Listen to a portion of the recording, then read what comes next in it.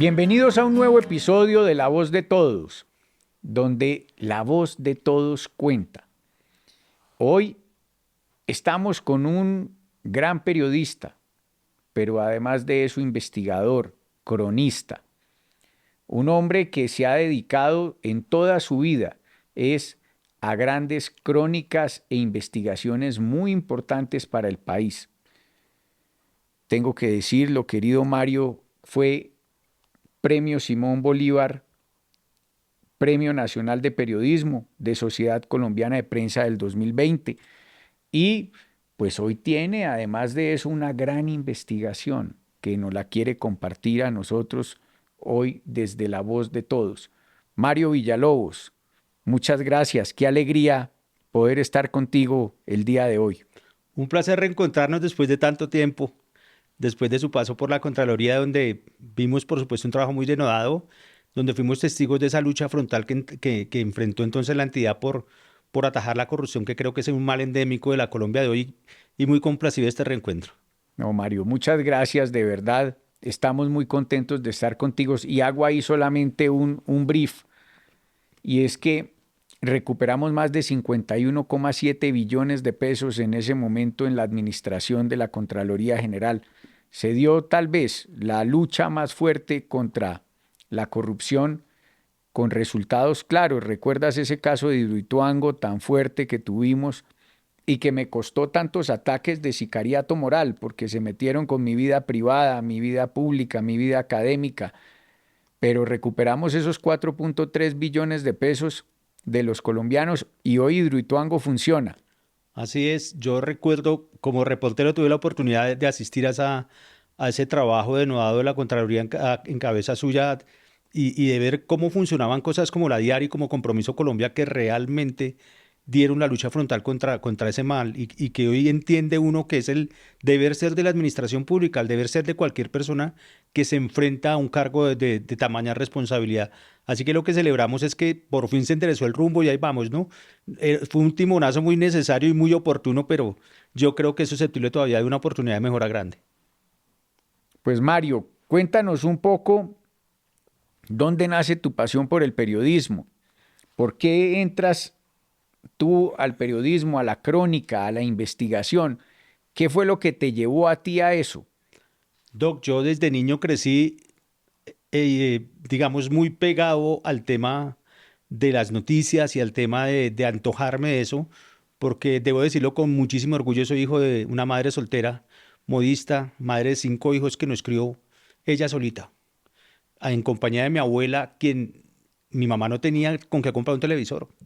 Entonces yo escuché a mi abuela leyéndome García Márquez y Julio Verne en voz alta cuando era niño y eso despertó en mí la pasión por la lectura y yo recogía los periódicos que tenían por ahí en las tiendas de mi barrio y me ponía a leer y cualquier día empecé a coger un molinillo de los que uno bate el chocolate y empezar a hacer entrevistas y descubrí esa pasión. Tuve la gran fortuna de que esa vocación temprana se consolidara con el paso del tiempo y mi madre con muchísimo esfuerzo logró mandarme a la universidad y aquí estamos un camino de 34 años como reportero y siempre pensando en el deber ser de la reportería. Cuando uno coge un micrófono, el deber ser es servir a la gente, como cuando uno está en el escenario público y creo que en eso coincidimos desde el momento en que nos conocimos en lo personal y en lo profesional, doctor Carlos Felipe, en el sentido estricto de que la gente cuando está al servicio público debe hacerlo con honestidad.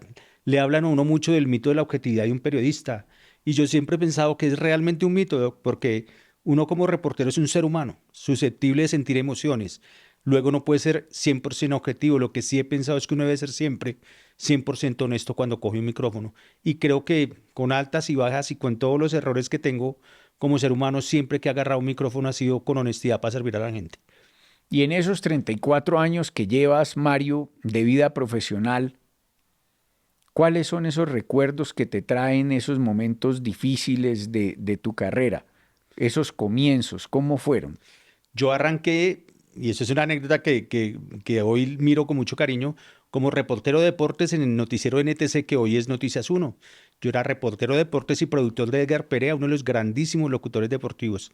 Duré 8 o 9 años en ese tema hasta que mi jefe en esa época, Daniel Coronel, Edgar se va del noticiero y Daniel me dice, esta es la oportunidad para que tú pases a otro nivel. Tú tienes una gran sensibilidad para escribir crónicas y para investigar y quiero que hagas eso. Increíblemente yo era tan chiquito, Doc, que yo lloré cuando Daniel me sacó de eso. Y los frutos de ese esfuerzo de Daniel formándome y enseñándome a investigar se vieron en el siguiente año, en el 2000, cuando fui galardonado con el primer Simón Bolívar de los tres que me han otorgado por un trabajo que se llamó Terror en las calles, que denunciaba cómo en las narices de la Policía Metropolitana las bandas de ladrones y de microtráfico hacían de las suyas. Yo me infiltré, me vestí de indigente y me estaba grabando un camarógrafo desde un edificio y grabamos cómo la policía recibía coimas de los líderes del microtráfico del famoso cartucho de la época. Y de ahí para allá pues tuve que enfrentar esa Colombia que nos dolió a todos, doctor Carlos Felipe, la Colombia de hecho cuando estaba estudiando me salvé una bomba de Pablo Escobar, la del DAS, porque yo estaba muy cerca y me salvé milagrosamente. Y luego tuve que vivir en carne propia esa Colombia que nos dolió a todos de las tomas guerrilleras, del fenómeno de la explosión paramilitar, del narcotráfico, de la gasolina, de que el narcotráfico le proporcionaba esa violencia. Fue muy doloroso tener yo que ir a todo ese tipo de situaciones y ya mucho después cosas coyunturales como la caída del avión del Chapecoense, que también fue muy dolorosa para mí, y el huracán en Providencia, que fue absolutamente, literalmente devastador en todo sentido, no solamente en el sentido físico, sino en el sentido del abandono en el que el Estado mantenía a los isleños y que se agudizó terriblemente cuando uno vio que la isla quedó totalmente desolada. Mucho después, pues ya la última, digamos, instancia, mis últimos años de reportero de noticias, hasta hace un par de años que me retiré, pues la pandemia que nos dolió a todos y era además exponerse uno en la calle, salí a cubrir el paro nacional, fueron muchas cosas muy dolorosas, pero siempre, doctor Carlos Felipe, pensando en ese deber ser que, como le decía, es servir a la gente. Mario, dentro de esas experiencias que has tenido, ¿cómo fue tu paso por estos medios de comunicación importantes? Porque has pasado por muchos medios de comunicación importantes y qué enseñanza te dejó cada uno. En NTC fue la escuela, fueron 9 años con Daniel en donde aprendí no solamente el secreto de coger una cámara de televisión para servir a la gente, sino la rigurosidad, la entrega, la honestidad para trabajar. Luego me voy a RCN Televisión, donde fueron otros 9 años maravillosos, donde hice la escuela de las noticias a toda velocidad, de 4 noticieros al día, de cosas, digamos, de ver a la gente en situaciones tan terribles como, por ejemplo, las masacres de las que hablábamos ahorita, y luego pasé a Red Más Noticias otros 8 años, donde dimos ese salto a aprender el mundo digital, en entender que las audiencias cambiaban, entender que los propósitos de los medios cambiaban, entender que habían otras formas de empoderarse la tecnología para uno servir a la gente. Y luego me fui a la revista Semana, donde también en un par de años pues hice también una cantidad de trabajo de investigación que me complació mucho y que me le pone a uno charretera, ¿sabes? En el sentido de que uno dice, me faltaban unas cositas por chulear y ya las hice. A final del 22, al inicio del 23, perdón, ya yo sentí que había un ciclo cumplido y me dediqué ya a hacer periodismo desde otra orilla a la orilla de los libros. Y en esos cubrimientos que hiciste tú como enviado especial, ¿cuál de esos cubrimientos es el que más te marcó? Uy, muchos, Doc. Providencia, la quema el cierre de la frontera que hizo Maduro hace 15 años, fue dolorosísimo ver a tantos compatriotas cargar con sus tratos a la hora de la frontera, toda esa olla podrida que destapamos gracias al trabajo tuyo en la Contraloría de Hidroituango y ver cómo se estaban tragando literalmente los impuestos de todos nosotros, ver que la corrupción en Hidroituango y en otro tipo de situaciones estaba enraizada de una forma tan terrible que uno agotaba su capacidad de sorpresa. En Hidroituango me angustiaba mucho cuando descubrí todo lo que hizo la Contraloría todo lo que el equipo directivo que tú encabezabas me impresionó mucho que cuando fui a terreno y estaba uno en las poblaciones vecinas a Hidroituango, que en ese momento estaba a punto de desbordarse, vino a mi memoria el tema de Armero. Dijimos, estamos a punto de un nuevo Armero y por fortuna se logró enderezar. Entonces entendí ahí que el trabajo denodado entre las instituciones y los reporteros pues da un fruto que es evidente, ¿no? Ese tipo de cubrimientos me marcaron, pero uno que para mí es inolvidable, que fue el día del 5-0 contra Argentina, que era mi cumpleaños. Yo cumplía 23 añitos ese día y fue absolutamente inolvidable. Ese tema de haber sido reportero me dio muchas alegrías bonitas que de alguna manera eran paliativo para el país que yo después tuve que cubrir, que era un país terrible, paramilitares, guerrilla, corruptos, o sea, una cosa en la que uno dice la resiliencia de la gente del país es realmente el patrimonio que uno mira y mira la bolsa del país y dice la resiliencia es realmente el patrimonio más grande que tenemos los colombianos. Yo vivo impresionado con esa capacidad de la gente de recomponerse y tener esas ganas de salir adelante. Tú tienes una nueva obra. ¿Cómo se llama esa nueva obra, querido Mario? Y cuéntanos un poco de ella. Aquí se las presento, doctor Carlos Felipe, se llama Armero 40 años, 40 historias. Es un trabajo de lo que me gusta a mí de la reportería en terreno y narra pues lo que pasó hace 40 años cuando el volcán Nevado del Ruiz acabó con una población, 23.000 muertos en Armero, 2.000 más en Chinchina Caldas, y relata todo lo que ha sido el devenir de la gente luego de 40 años y cómo siguen sufriendo, pero viene con dos denuncias documentales, obtuve documentos de hace 40 años, logré conseguirlos. La primera denuncia es cómo la ONU le ofreció en su momento toda la ayuda a Colombia tecnológica y de conocimiento para poder hacer una adecuada alarma y evacuación y monitoreo del volcán. Desde junio del 85, es decir, 5 meses antes de la tragedia, la ONU le dijo a Colombia, le envió una carta, le dijo, aquí estamos a disposición. El Estado colombiano demoró 3 meses en responder y le dijo, listo, mándeme la gente, mándeme todos los expertos, mándeme los equipos, pero los paga usted. Eso es absolutamente increíble. Entiende uno, doctor Carlos Felipe, que en la época estábamos en un país diferente al de hoy. No había internet, no había telecomunicaciones, no había la tecnología para monitorear el volcán, pero cuando había un ofrecimiento de semejante talante, pues lo mínimo era haberlo aceptado, pero la burocracia colombiana terminó en eso. La segunda denuncia del libro, que la van a estar aquí porque tiene unos códigos QR donde pueden ver los documentos que yo conseguí hace 40 años, es cómo se embolató la plata, parte de la plata que manejó la Cruz Roja para los damnificados de Armero. Hay episodios insólitos, doctor Carlos Felipe, como que cambiaban una tonelada completa de ropa por 800 huevos, que según la Imagínate. propia confesión de los procesados por parte de las autoridades integrantes de la Cruz Roja, nunca llegaron a Armero.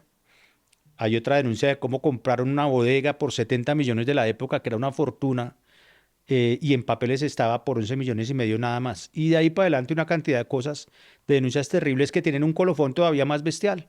Y es que el proceso que comenzó como un proceso disciplinario del Ministerio Público y le da traslado al proceso penal, termina prescribiendo los términos. La Procuraduría le pidió encarecidamente a la jueza del proceso que hiciera comparecer a las personas que estaban involucradas.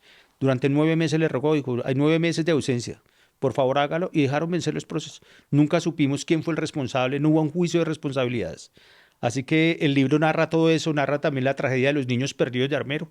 Cerca de 500 niños o más que salieron de entre el barro, que sus padres los vieron incluso en videos de televisión y en fotografías en los periódicos, y terminaron de manera inexplicable viviendo en Europa, doctor Carlos Felipe.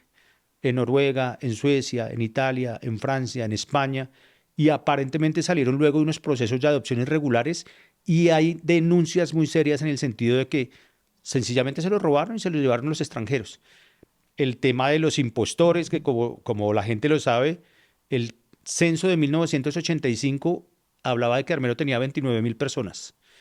Y Resurgir, que fue la entidad encargada para rehacer el casco urbano y atender a los damnificados, carnetizó 37.000 personas.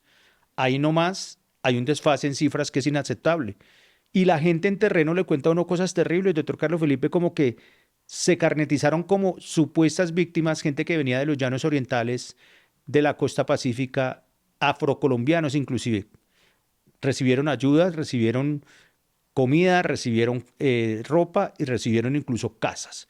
Este libro es un homenaje al dolor de las víctimas y es un libro que tiene mucho trabajo, mucho cariño, porque pues detrás de eso está el recuerdo de mi abuela, que era de Ambalema, Tolima, y que queda a 40 kilómetros del volcán y fue testigo de primera mano de cómo se llevó el volcán, se llevó el pueblo de Armero, que era como su sucursal de la dicha, porque allá era donde ella iba a veranear. Mario, con estas denuncias que tú has hecho por 30 años, ya 34 años, ¿nunca te has sentido en riesgo en tu vida? Siempre hubo amenazas, Doc. De hecho, la última seria fue en el 2018 con ocasión de un trabajo que yo hice que se llamó El Cartel del Bastón, que denunciaba cómo los corruptos en Córdoba se robaron casi 50.000 millones de pesos para la atención de los adultos mayores. Encontramos que la empresa asignada para eso funcionaba en una almacén que vendía peces artesanales. Y cuando nos fuimos a terreno a sitios complejos de orden público como Valencia, Córdoba, y de ahí para abajo, encontramos que los abuelos jamás recibieron la atención. Había unas planillas firmadas con cédulas de muertos, firmadas con un nombre de mujer, pero con cédula de hombre. Incluso hubo un señor que aparecía en las planillas como beneficiario y vivía en Estados Unidos desde hace 25 años. Eso causó Imagínate. mucha roncha, generó el galardón del premio y pues unos riesgos de seguridad grandes para mí en los que tuve que, como se comprende, pues cambiar algunas rutinas de trabajo. El respaldo de mis jefes en ese momento fue total para protegerme y uno siempre está en esa zozobra, Doc, pero siempre entiende uno que es el deber ser. Uno no se mete a periodista para ser cobarde. Uno no se mete a servir a la gente para escurrir el bulto, como se dice coloquialmente en la calle. Seguramente a usted también le pasó cuando enfrentó toda esa cantidad de cosas al frente de la Contraloría, que había unos intereses creados de gente que no quería que se escarbara y uno por dentro lleva la procesión, pero sabe que el deber ser es eso. Yo se lo digo siempre a la gente y me conoce, le digo, decía mi abuelita una frase que me regaló para toda la vida, me decía, hijo, no hay una mejor almohada que la conciencia en paz.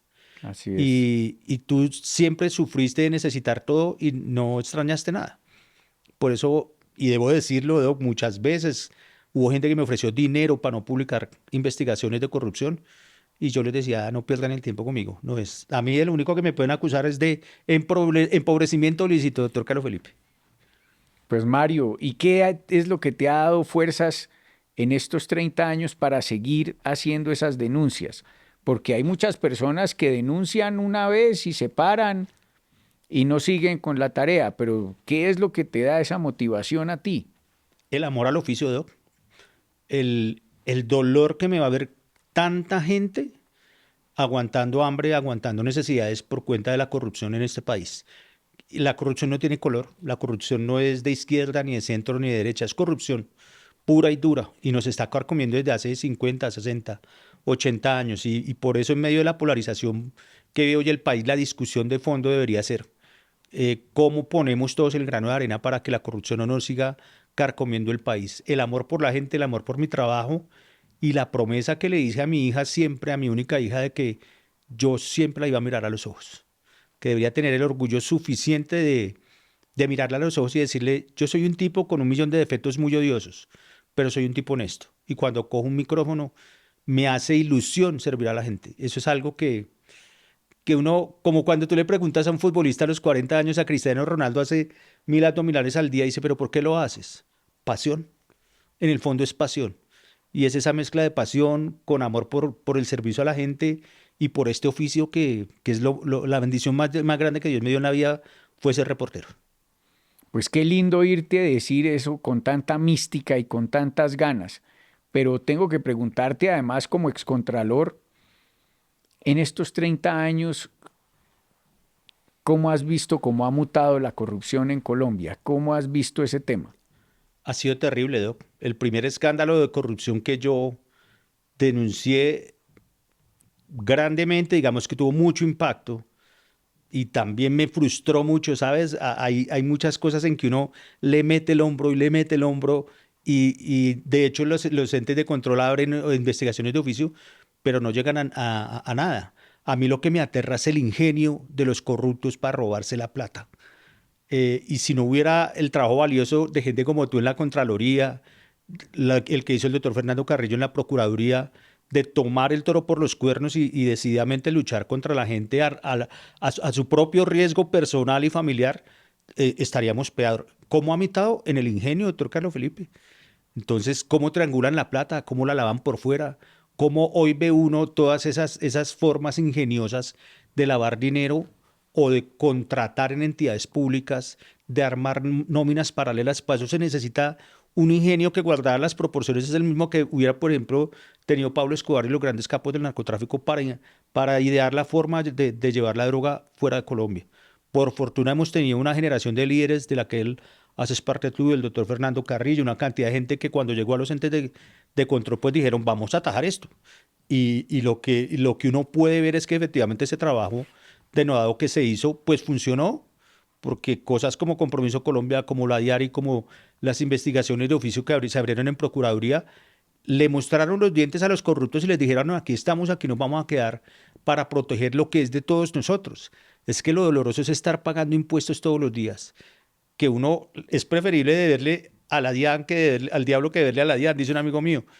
Porque claro, acá no hay cultura del pago de impuestos y la gente siempre trata de evadir el impuesto. ¿Por qué, Doc? Porque ve que se roban la plata. Porque es con una indolencia en la que uno ve contratistas estatales ganando 10, 12, 15 millones de pesos y jamás van. Entonces es una cosa estructural que pareciera ligada al ADN colombiano, pero que yo creo que la nueva generación que viene detrás de nosotros tiene que entender que hay que hacer la tarea con valentía, con decisión, con el ejemplo que ustedes nos han dado de los entes de control. Mario, eso que tú hablas es muy importante porque yo soy un convencido que hoy la tecnología del siglo XXI sí nos va a permitir, la inteligencia artificial, la analítica avanzada, acabar con la corrupción. ¿Viste los logros que tuvimos nosotros desde la Contraloría General? 51,7 billones de pesos que recuperamos de las arcas de los que se querían quedar con ellos. ¿Cómo piensas tú, qué mensaje se le puede dar a los nuevos periodistas, a los jóvenes? Tú eres un hombre con una rigurosidad. Yo siento que hay veces hoy les falta rigurosidad a algunos de los muchachos, sobre todo para contrastar fuentes. Yo he sido víctima de sicariato moral por haberme metido con estas mafias de las corruptelas del país. Se han metido con mi vida pública, mi vida académica, mi vida privada, porque hoy hemos entendido que lo que quieren es acabar de una u otra manera con el investigador. ¿Qué mensaje le darías tú a los nuevos periodistas, a los jóvenes? ¿Qué mensaje le entregarías para de verdad que sigan con esa mística que tú has tenido y que pues evidenciemos no solo la corrupción, sino todos los problemas y todos los males de nuestra sociedad? Valentía, Doc, valentía. Hace falta la valentía. La tecnología nos empodera. La inteligencia artificial, la explosión, la eclosión de los ecosistemas digitales le dan a los chicos hoy una oportunidad que si yo hubiera tenido hace 30 años, probablemente hubiera hecho más y mejores cosas. Pero bueno, ya lo asumimos. Mi mensaje para ellos y en general para el colombiano de a pie es atrevámonos a contar, atrevámonos a poner el dedo en la llaga. O sea, si no hubiera sido por veedurías ciudadanas, por funcionarios como ustedes comprometidos, no hubiéramos sabido qué pasó con Reficar, qué pasó con Hidroituango, qué pasó, por ejemplo, con la construcción de las zonas veredales que yo denuncié, cómo en una sola noche contrataron 50.000 millones de pesos con empresas que funcionaban en una bodega de papel en Bogotá. Y no pasó nada, pero tenemos que hacerlo. Es un tema de valentía, de amar esto por encima de cualquier cosa después de su familia, de Dios o de esa fuerza superior en la que crean.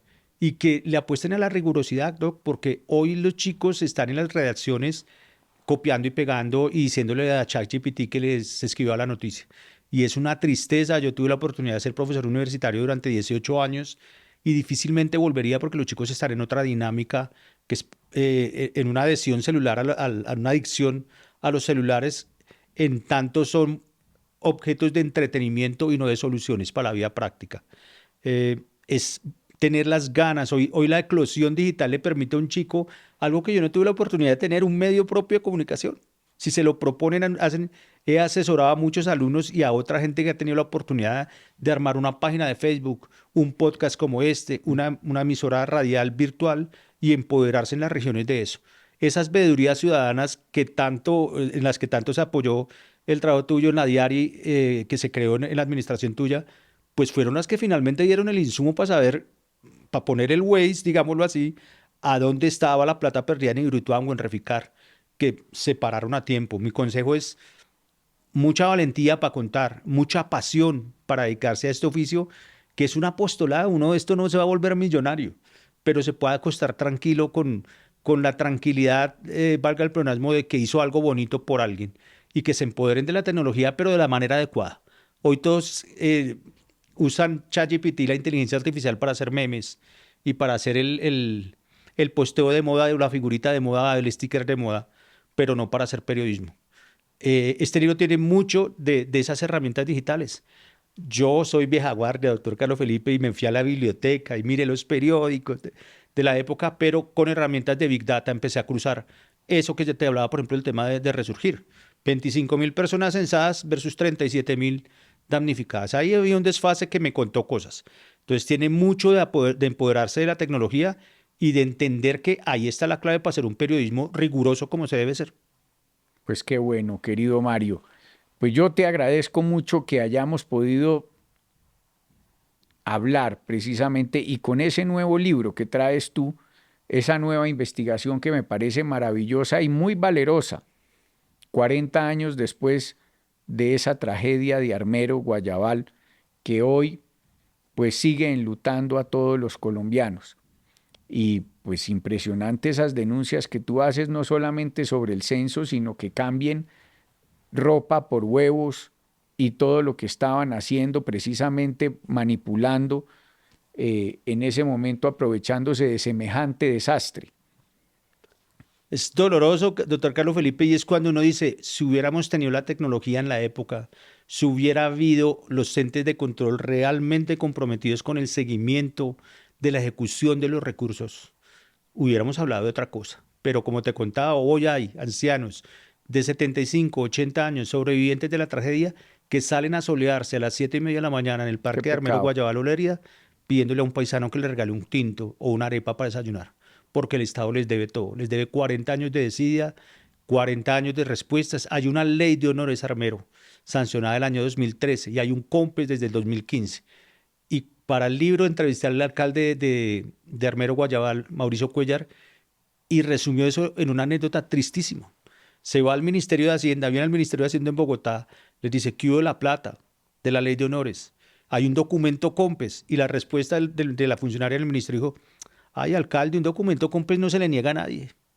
Hágame el favor, de eso estamos hablando, y la invitación es a que en esto que se nos viene el año entrante, doctor Carlos Felipe, la gente no vote por un color ni por una idea, sino vote por aquellas personas que de corazón y a conciencia, más allá de su identidad política y de su ideología política, pues hayan demostrado que existe la valentía y el compromiso para sacar a los corruptos de la ecuación. Eso no va a pasar en un año, ni en un cuatrenio, ni eso probablemente nos dure más de una generación, pero cuando uno pone ese granito de arena desde tu trabajo, desde el mío, desde esa persona que paga impuestos cuando hace mercado, desde esa persona que dice, Dios mío, mis impuestos están yendo para pagar corruptos, por eso yo mejor evado, pues ahí hay un tema estructural que la gente tiene que evaluar de cara a lo que se nos viene en las elecciones de 2026. De pura desconfianza. Lo que necesitamos es recuperar la confianza de los colombianos con resultados. Yo por eso estoy de acuerdo contigo. Hay que acabar con la corrupción, pero también hay que recuperar la seguridad, dar muchas, pero muchas oportunidades a nuestros jóvenes de estudio, de trabajo y recuperar el sistema de salud de los colombianos. Vamos a tener que ayudar a que nuestra economía de verdad mejore, porque hoy estamos en unas condiciones bien difíciles en materia económica. La gente está agotada de esa mano de impuestos que tienen que pagar y de la carestía. A mí se me acercan permanentemente personas a decirme que no pueden ya comer pollo, ni carne, ni cerdo, que han reducido el consumo de huevo y de leche.